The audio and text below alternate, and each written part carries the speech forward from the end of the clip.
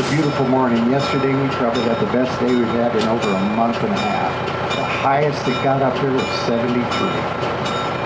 I think it's already 73. It's still going to be a nice day.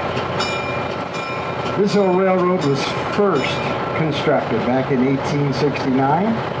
That means this year we are exactly 155 years old. I know it looks like it, but this is not the original crew. Half those people are dead. Those of you that laugh, please explain the math to the rest of the people. As we go by these three green coach cars, take a real good look at them because they're in movies now. The Bank of California really had no choice. They had to build this railroad because they had repossessed too many mines. Now they had to come up with a way to get the ore from the mines all the way down to the Carson River Canyon, because that's where they also would build their stamp or reduction mills. That bank had such a financial stranglehold on everything, nobody liked them. If you can see me right now, I'm pointing off to my left. We're going to call that side east. 1,000 yards to the east over there, you see a great big pile of dirt. It's a dead giveaway that it's a very deep mine. They started digging that mine in 1875. They called it the Combination Mine because it actually was a venture of three companies. Those three companies worked together in that mine for 10 years. That is not true. They worked together for about 10 minutes. After that, every single day was contentious. There was absolutely no cooperation at all. And because of that, they never made a dime. Over a 10-year period, they did not pay one dividend to any of their investors either. When they finally gave up over there, they were only 30 feet short of being the deepest mine shaft in the world. 3,265 feet deep. Every day they pumped 2 million gallons of water out of it. When they quit pumping the water, within 36 hours, water flowed way back up to the 2,400 foot level, completely flooding the rest of these mines. The steel building right there is the Comstock Gold Mill, the very last mill built. Here comes a wooden trestle. Look how close the trestle braces are as we go through. The trestle was placed here because there were mines on both sides of the tracks, and this allowed the miners to push their small ore cars right over to the center and then dump them into the open cars of the B&T. A couple of superintendents working right there were John Mackey and James Fair. They grabbed their other two good old Irish buddies, William O'Brien and James Flood, and they all went uptown, and they very quietly began to purchase old abandoned mines all around the consolidated Virginia mine. And that's where exactly 30 days later, they would discover what everybody would call the Big Bonanza. They found a ledge of silver ore 40 feet thick. Set a world record. It's never been broken. At the time, silver had been assaying at about $8 a ton. Well, almost overnight, that price skyrocketed to $1,100. That made John Mackey, the managing partner, very, very happy. Because almost overnight, he was now the wealthiest man in the entire world. Later, he would be very influential in the construction of both the transatlantic and trans-Pacific telegraph line. Mackey and his wife Marie were very, very generous with their zillions and zillions of dollars. They built schools, hospitals, even built some churches. Mackey had the nickname the mining millionaire because even after he had all that money, he would still visit some of his mines just to go down and spend a little work time with the crew. Just incredible. Right over here to the east, you're going to see where our shop is, and that's exactly where it was 155 years ago. Take a good look at that number 18 steam locomotive. We had it out all weekend. This next thing I point out always kind of scares me. There's a little hole right here to the east, almost underneath our tracks. That little hole is 1,800 feet deep. That is the Julia mine, and it's named for Julia Boulay, who of course was one of just a small handful of what we're going to call sporting ladies. Sadly, she met a very untimely death, and the little coward that did her in was caught 3 days later. But he had already spent all of her money and had pawned all of her jewelry. He was actually trying to sell some of her gowns. And the shopkeeper that had sold the gowns to Julia easily recognized him, and she was able to identify this guy. So they grabbed him uptown, gave him a very fair trial. It took about 8 minutes, and then they hung him. Virginia City waited a month to have Julia's funeral. Here's why. She had known so many heads of state and dignitaries from all around the world. They specifically requested enough time to travel back here to pay their final respects in person. Territorial Enterprise, one of the newspapers up there, said it was a remarkable week on the Times side. By the way, Julia was the only woman of that profession to be permitted burial in the Silver Terrace Cemetery. Sadly, they had to keep moving her final resting spot because of scavengers and souvenir. This used to be Tunnel 5. When the highway department built the truck route, they came through here and they daylighted or dynamited the roof off, and then they put in that permanent steel crossing. The truck route's going to be that highway you see all the way across the ravine to the east. That's Nevada State Route 341. You know what? Every summer we close that highway for 2 days and we have a car race. That event is called the Virginia City Hill Climb, and it's always well attended by and normally even sponsored by the Ferrari Car Club of North America. Now, you don't have to have a Ferrari to be in that race. It never hurts to have a Ferrari. Last year's winner was actually a woman, and she was driving a red Ferrari Spider. Now, if you have not been on that little truck route, you're going to have to take my word. There are very few straightaways on it. But last summer, they clocked her at 122 miles an hour on that little road. And not a scratch on that Ferrari. We saw some Porsches and Maseratis that got pretty well beaten up in that race, but her car was perfect.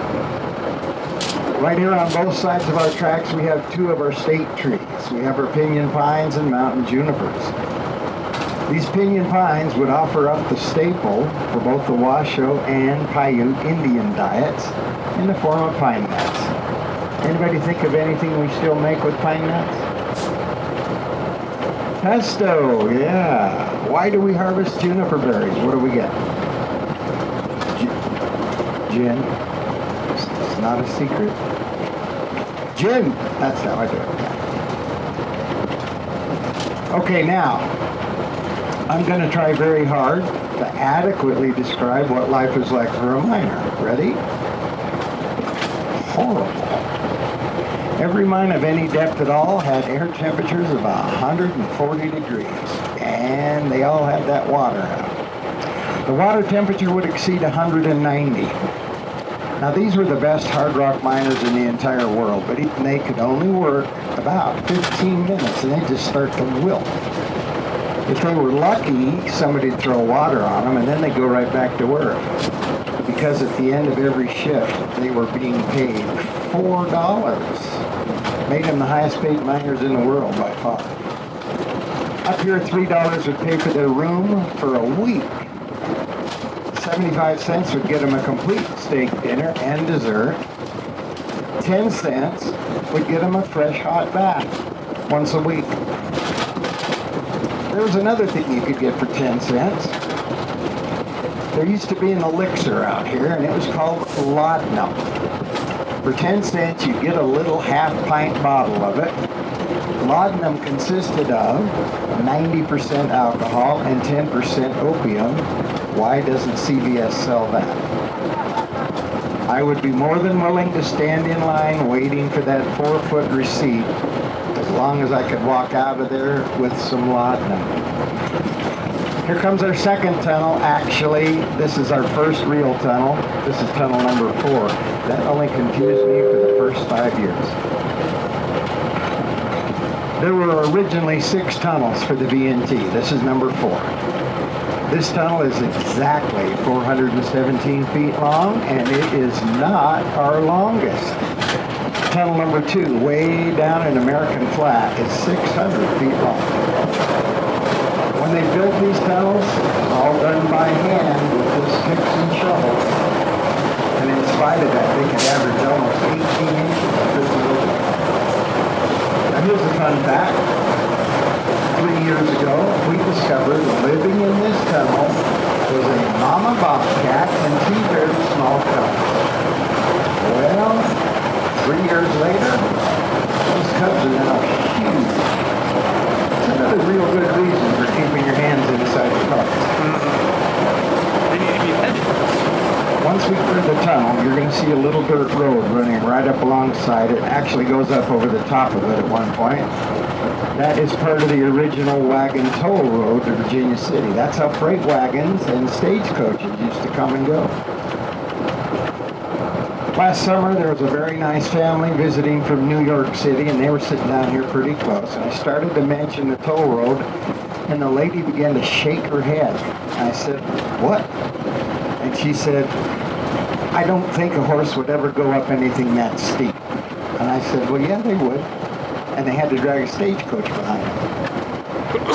Well, she wasn't buying it. There's no way I was going to argue with her. So I just thought to myself, apparently they don't have anything like that in the middle of Central Park. She never did. As we get down here past these trees, if you look straight to the west, you'll see what's left of Tunnel 3, and you'll see why we'll never go through it. All of these big timber sets out here used to be in that tunnel, and they had one job, and that job was to hold the ceiling intact, and they couldn't do it. Right about here. See that staircase? That's why we're on a permanent detour, or what we call shoe fly, going around. But the good news is, the shoe fly allows us to work our way right down into Gold Hill. There's still some prominent buildings you're going to see down there.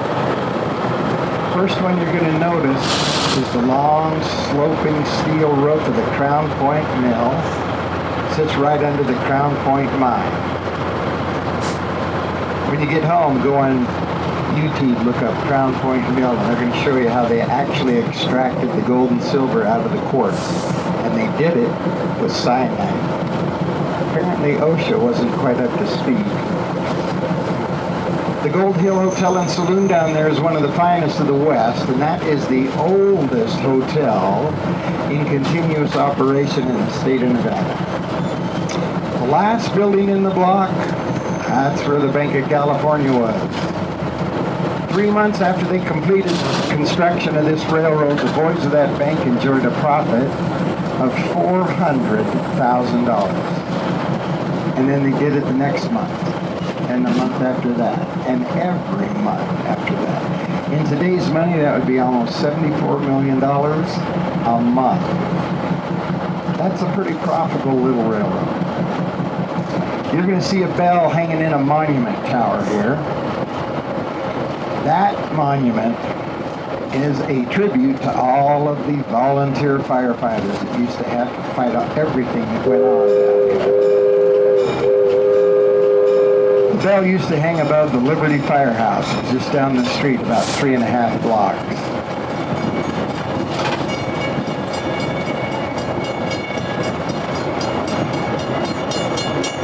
Anybody want to guess what happened to the firehouse? No, wouldn't that have been a great story? Actually, one day high wind blew it over. All we have left is that stupid bell. About 3 weeks ago, before we could make a trip down here, the crew came down and trimmed all these trees and bushes because they were literally starting to slap you.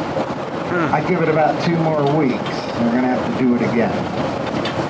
Right up there over your shoulders are where the first major gold discoveries were made back in 1869.